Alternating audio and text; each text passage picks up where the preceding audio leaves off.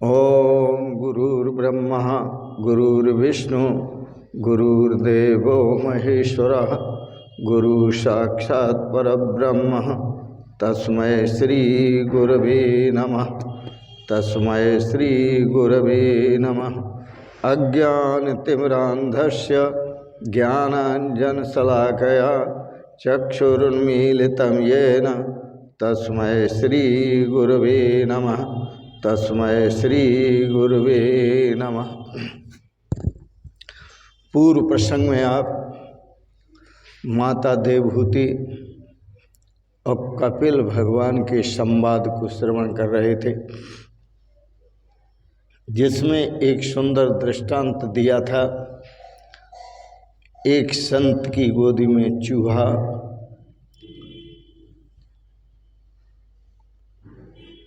वह भयभीत था, फिर वह बिल्ली बना, कुत्ता बना, शेर बना, और जब संत को खाने के लिए दौड़ा घुर्राने लगा तो संत ने उसे पुनः चूहा बना दिया। यह कहानी उन जीवों की ही नहीं है, यह कहानी मानव की भी है। अब मानव हो गया है तो इस मानव को संत महापुरुष कहते हैं। भगवान का भजन करो,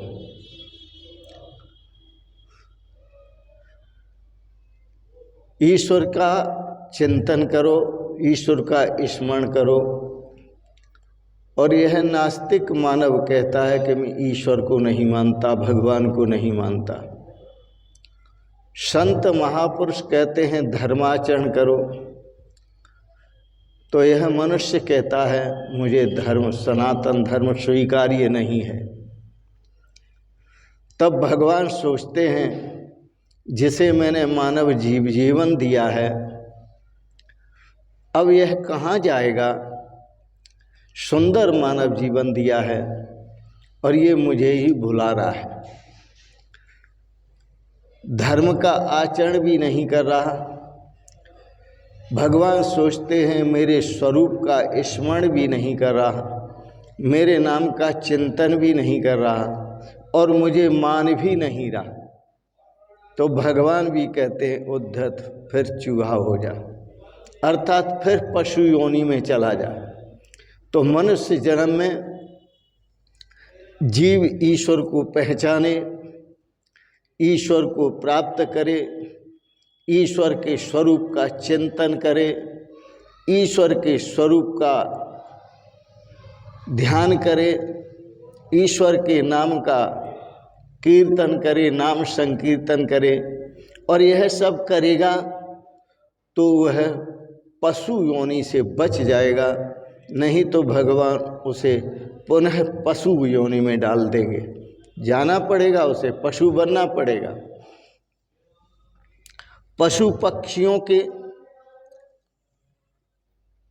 जो जन्म होते हैं उसमें बहुत सारे कष्ट होते हैं, बहुत से कष्ट सहन करने पड़ते हैं।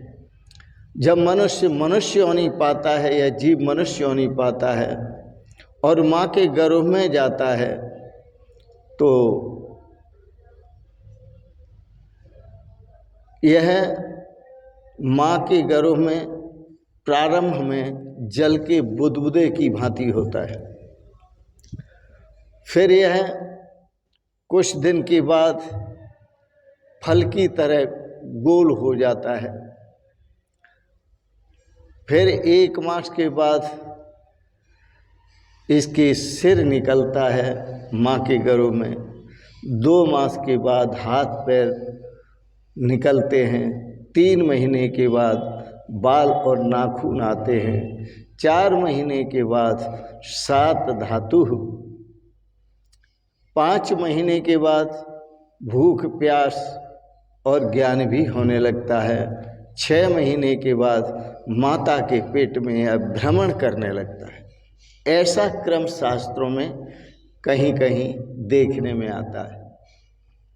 अनेक जंतु उत्पन्न हों, अनेक जंतु उत्पन्न हों माँ के गर्भ में ऐसे बिल्कुल भिष्टा पेशाब भरे हुए भाग में जीव को रहना पड़ता है। जंतु के काटने से यह मूर्छित होता है माँ के घरों में। माँ के द्वारा खाई हुई मिर्च है, खटाई है, तीखे पदार्थ हैं, उनसे भी यह बिलबिलाता है, अर्थात वो भी इसे कष्ट पहुँचाते हैं, वह भी कष्ट इसको झेलना पड़ता है। पिंजड़े में बंद पंछी की तरह यह उस दुख को सहन करता हुआ बिल्कुल परवश होता है, इसका कोई बस नहीं चलता। फिर भगवान से प्रार्थना करता है, अनेक कष्ट सहन करते हुए भगवान से प्रार्थना करता है, नाथ मुझे इस गर्भवास से बाहर निकालो।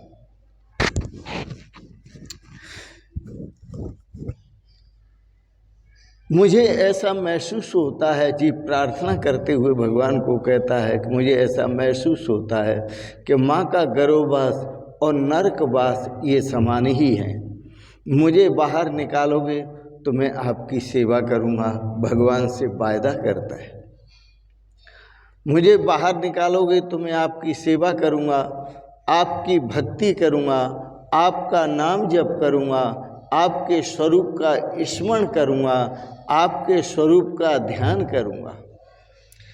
माँ के गर्भ में जब जीव होता है तब ज्ञानी होता है। भगवान के आगे वह अनेक प्रतिज्ञाएं भी करता है। मुझे बाहर निकालिए, मैं बड़ा दुखी हूँ। प्रसव समय की पीड़ा के कारण पूर्व जन्म का ज्ञान भूल जाता है। जीव अनादिकाल से बाल्य अवस्था में, यौवन और वृद्धावस्था में दुख ही झेलता है। माँ के गर्भ से लेकर बाल्य अवस्था, जन्म और मृत्यु तक, बाल्य अवस्था में भी, जवान अवस्था में भी और वृद्धावस्था में भी और मृत्यु में भी नाना प्रकार का दुख झेलता आया है। जन्म मरण के दुख की, जन्म मरण का जो दुख है वो भयंकर है। जैसे जन्म भी दुख से भरा हुआ है और मरण भी दुख से भरा हुआ है। इसलिए शास्त्रों में कहा है, जन्म दुखम, जरा दुखम, जाया दुखम, पुनः पुनः। जन्म भी एक दुख है, वृद्धावस्था भी एक दुख है, और जाया जो विवाह कर लेते हैं पत्नी भी एक दुख है। जिंदगी में दुख ही दुख झेलता है जीव। जन्म होते ही माया का स्पर्श हो जाता है और वह भगवान को भूल जाता है।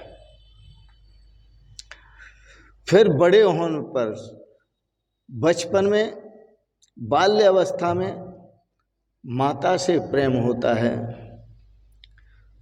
कुछ बड़ा होता है तो खिलौना से प्रेम हो जाता है, कुछ और बड़ा होता है तो फिर पुस्तकों से प्रेम हो जाता है, कुछ और बड़ा होता है तो पैसों से प्रेम हो जाता है, कुछ और बड़ा होता है तो पत्नी से प्रेम हो जाता है, और उससे भी वह कहता है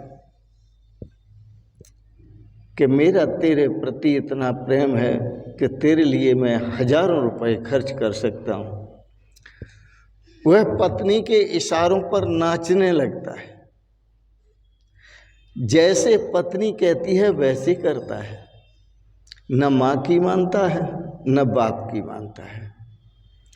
ये सांसारिक प्रेम है, हमेशा एक जैसा नहीं रहता। 2-4 बच्चों के हो जाने के बाद जो पत्नी में प्रेम था वह भी कम हो जाता है, वह फिर व्याकुल होने लगता है। संतानों के होने से पत्नी के मोह में, पत्नी के प्रति जो मोह था वह भी घटने लगता है। प्रभु की माया बड़ी विचित्र है। आप भी विचार करो, प्रभु की माया बड़ी विचित्र है। यहाँ विवाहित भी पछताता है और अविवाहित भी पछताता है। यह एक ऐसा लड्डू है कि जो खाता है वह भी रोता है और जिसे नहीं मिलता है वह भी रोता है। यह विवाह पद्धति एक ऐसी है जो विवाह जिसका हो जाता है, विवाह करके वह भी पछताता है, और जिसका विवाह नहीं होता है वह भी बिना विवाह के पछताता है। अनेक जन्मों में जीव तरह तरह के झंझट झेलता हुआ आया है, संकट झेलता हुआ आया है। अतः कपिल भगवान अपनी माता श्री को कहते हैं, हे माता, अब भी तुम्हें कब तक भटकना है? बहुत भटक लिए माता, अब अपने मन को संसार के विषयों से हटाकर और प्रभु के चरणों में लगाओ, भगवान के स्वरूप में स्थित करो, परमात्मा के चरणों का आश्रय लो माता, और परमात्मा के चरणों का आश्रय ग्रहण करके जन्म मरण के चक्र से मुक्त होने का प्रयास करो। क्योंकि परमात्मा का आश्रय लेकर जीव जब जन्म मरण के चक्र से मुक्त होता है, उसी जो जीव जन्म मरण चक्र से मुक्त होता है उसी जीव का जन्म भी सफल होता है। ऐसा मानो। माता को उपदेश देकर कपिल भगवान वहाँ से चलने लगे और चलते समय माता से उन्होंने आज्ञा मांग ली, माता मैं अब चलूँगा, प्रस्थान करूँगा। जिंदगी का जो सार है, जीवन का जो सार है, मैंने आपको बताया, वह प्रभु का आश्रय लेना ही सार है, प्रभु का नाम जप करना ही सार है, प्रभु का स्मरण करना ही सार है, प्रभु के स्वरूप का ध्यान करना ही सार है, प्रभु के नाम का संकीर्तन करना ही सार है। ऐसा बताकर कपिल भगवान ने माता से आज्ञा मांग ली और कपिल भगवान वहाँ से जाने के लिए तैयार हो गए। इन शब्दों के साथ ही वाणी को विराम दूंगा। आपने बड़े प्रेम और श्रद्धा से श्रीमद् भागवत पर सुंदर विचार श्रवण किए, इसके लिए बहुत बहुत अनुग्रहित हैं। एक बात जरूर कहेंगे, आप सभी सपरिवार सदा स्वस्थ और सुखी रहें। भगवान की आप पर बहुत बहुत कृपा बनी रहे। आपको बहुत बहुत शुभकामनाएं, बहुत बहुत आशीर्वाद और बहुत बहुत प्रणाम। शिवोहम शिवोहम शिवोहम।